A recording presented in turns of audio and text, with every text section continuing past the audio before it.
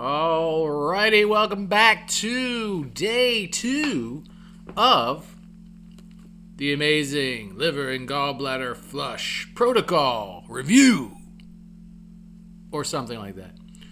Anywho, it's day 2. Stuff remains the same, and by stuff I mean what we drink. I sip on. This was about halfway filled up earlier today. Cherry juice. Little sips like that, room temperature. No food straight out of the refrigerator, no frozen foods.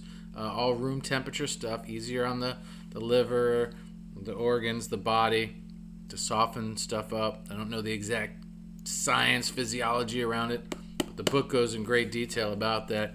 Lots of water today.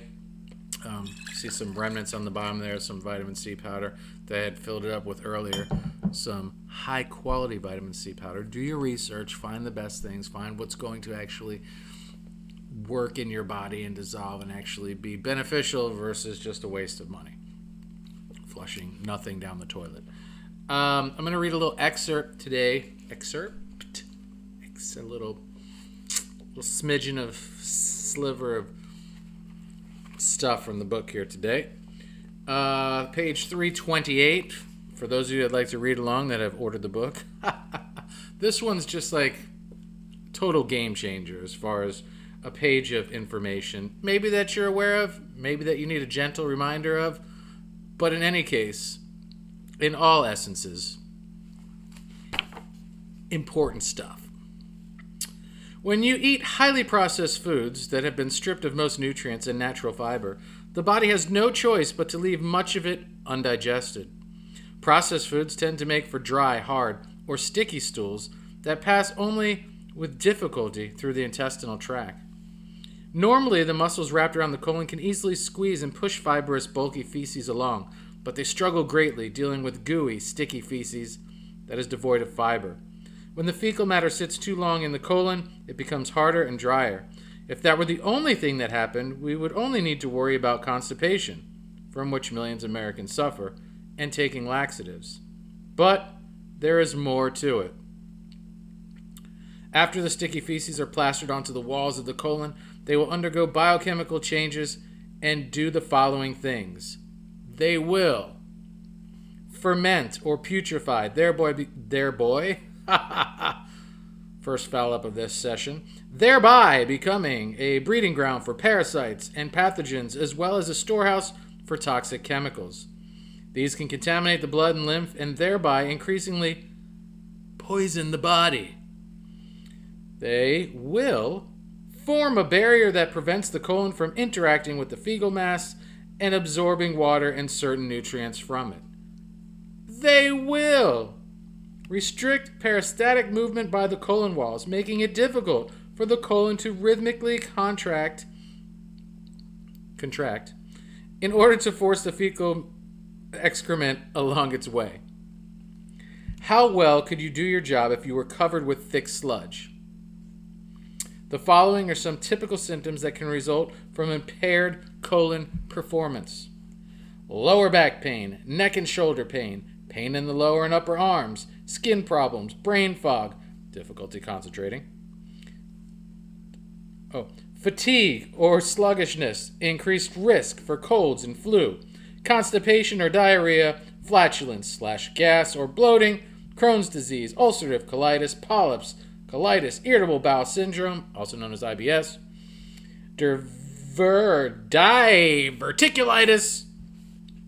diverticulosis, leaky gut syndrome, and pain in the lower part of the stomach. The large intestine absorbs minerals and water. When the membrane of the large intestine is impacted with mucoid plaque, it cannot assimilate and absorb minerals as well as some vitamins. A congested colon can lead to nutrient deficiency diseases and dehydration. Most health problems are, in fact, deficiency disorders. They arise when certain parts of the body suffer malnutrition. It says malnutrishment. Didn't know that was a word. Malnutrishment, particularly of minerals, Also see blah blah blah blah blah. Blah. Anyway, hopefully you get the clue. The clue is you got to do enemas. I wasn't a fan. I was never ever gonna do an enema because I'm like, it's not. There's no enema trees out there. There's no little bags with hoses and sticking at them, going, pick me and use me. I've been provided naturally by Mother Earth. And usually, if it doesn't come from the earth, there isn't a natural thing. I don't subscribe to it, and I won't do it. However, I have put a shit ton of unnatural stuff in my body, and my body doesn't know how to get rid of it. So in this case, I need a little help. And I'm going to get the help of something as simple as water and gravity. Two of the most natural things on the planet. So you got to clean it out. And if you're going to do this protocol, you have to commit to cleaning out the system. So the stuff that is going to be released from your liver, your gallbladder, all that stuff, can easily make its way through the pathways and get out into the toilet. If it has a bumpy road or clogged passageways and tunnels that it just can't, you don't want that stuff sitting amidst the sea of all that other toxic shit and mucoid layer, plaque, crusted, stuck to the walls of your insides, to be dancing with that stuff. Now, as a reminder, the motto of the book is better out than in, and I love that. Get that shit out of there, no matter what it is. And really just commit. Say, read the book, follow my journey, talk to other people that have done it, do your research. There's plenty of opinion on it out there, trust me. And follow your heart. Listen to your intuition. And if it guides you to experimenting with the protocol, just do it to the T. If you follow the book step by step, and the book's a lot of information. The actual steps are very simple. Again, this is day 2. The only thing I'm doing is drinking some stuff, eating a vegan diet. Day 3 through 6 will all be pretty much the same. You don't starve yourself of food or anything like that. It's pretty basic. But commit. If you're called to before being proactive here versus reactive, like you don't want to wait until you're having an emergency and they're like, we have to take your gallbladder out. Or you have cirrhosis of the liver, or whatever the case may be, and then you're in panic. And I don't necessarily know if this protocol will help or not. I'm not a doctor, not a professional nutritionist of any kind. If anything, I'm a professional idiot. But trust the fact that I've done this several times, and nothing bad's ever happened to me. But that's my story. Yeah, you gotta do your own thing, take your own chances, do what you feel is right. But this feels right to me. It'll be a week of eating and drinking great food. That's awesome. And on the last day, I'm gonna shit stones. You're gonna see me shit stones. I'm gonna show the toilet. So either you're into it or you're not, and that's cool. Whatever floats your boat or doesn't float your boat, there's going to be big stones, small stones.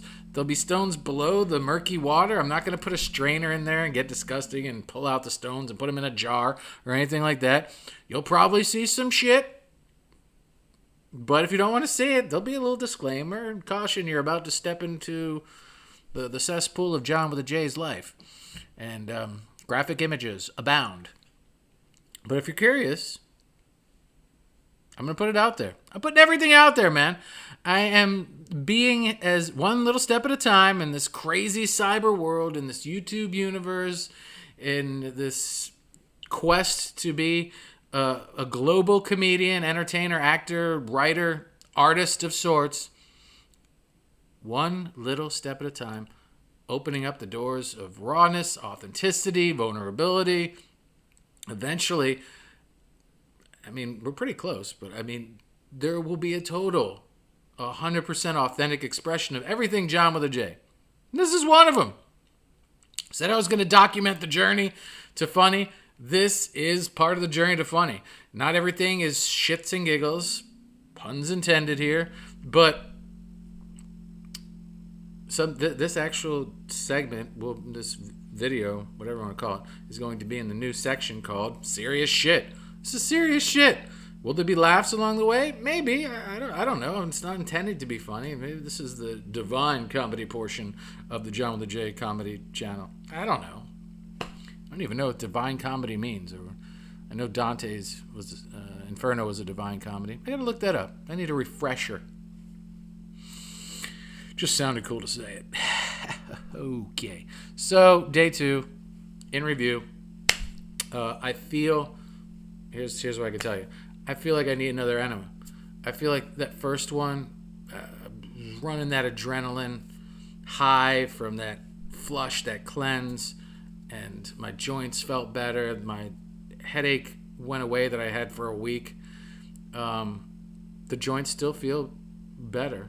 Not 100%. In my feet specifically. My head is a whole lot clearer and has remained that way. It's been minor, and this is what leads me to believe I still have more toxicity in my body that I need to purge. Minor sinus pressure, if you will.